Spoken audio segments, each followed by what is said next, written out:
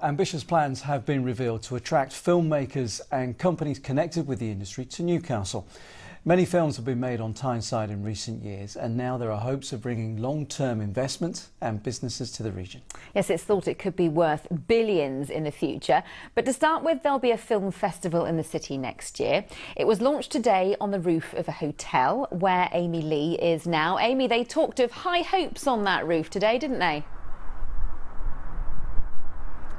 Oh, they absolutely did, and who can blame them with weather like this? We could almost be in Cannes, couldn't we, in the south of France, home, of course, to one of the world's most famous film festivals. But we're not, we're in the centre of Newcastle, and this is where the city's own film festival was launched today. It will happen in just a year's time, and it's hoping to attract really big names from the world of film, media and television. And they wanted to show us today just what can be possible with a little bit of Hollywood glamour and inspiration. Could lose everything. It won a BAFTA, the coveted Palme d'Or at the Cannes Film Festival, and put Newcastle on the map once more. Who's first in this queue? I am. Do you mind if this young lass signs on first? I, Daniel Blake, filmed in the northeast, starring Dave Johns, a previously largely unknown Geordie actor. And then Hollywood came to town. Blockbuster Transformers starring Mark Wahlberg, stunt cars filmed whizzing past high street shops on one of the city's busiest streets, now seen around the world. And other big-time films have been set close to home too, such as Atonement starring Keira Knightley, bringing wartime Dunkirk to Redcar. The glamour of Cannes is the inspiration for the first ever Newcastle Film Festival. It'll be held next year, and it's hoped that one day it will be as big as the one we've all come to know in the south of France. This morning, those behind the idea of the festival brought black tie and Hollywood glamour to the launch. Such is their ambition to get more films made in the northeast by local production companies using local talent. All of our great talent has had to leave the region to have any kind of sustainable career and go elsewhere, either to London or indeed further afield to America.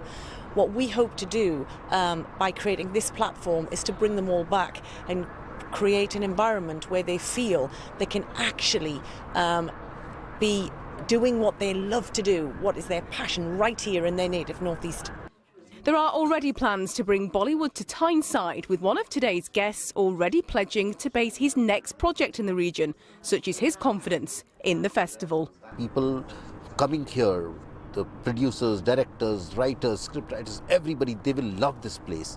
And I'm very sure it'll be, even Cannes had the first year, so even we are having the first year. So maybe if after 10 years when we look back, we'll say, wow, this was a vision. Sam Haley is a Teesside-based film producer. His film Bypass was all shot in the northeast and recently had its world debut at the Venice Film Festival. In order to bring some inward investment, what we really need is studio space. Having a sound stage instantly allows our brilliant locations to be augmented with a space where you can do studio work. And I mean, the age-old thing is some kind of fund.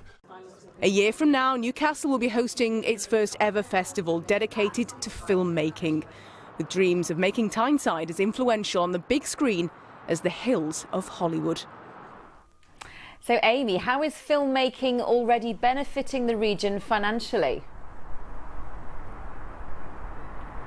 Well, this afternoon, Northern Film and Media told me that it's brought £20 million to the region in the past 2 years, and with it, it's brought 350 jobs also in the past 2 years. They say the sky really is the limit, but what's needed is for a large-scale production company to be based permanently in the northeast, making films right across the year. And they say that, of course, Hollywood might come knocking every now and again, which certainly won't do any harm. Amy, thanks very much.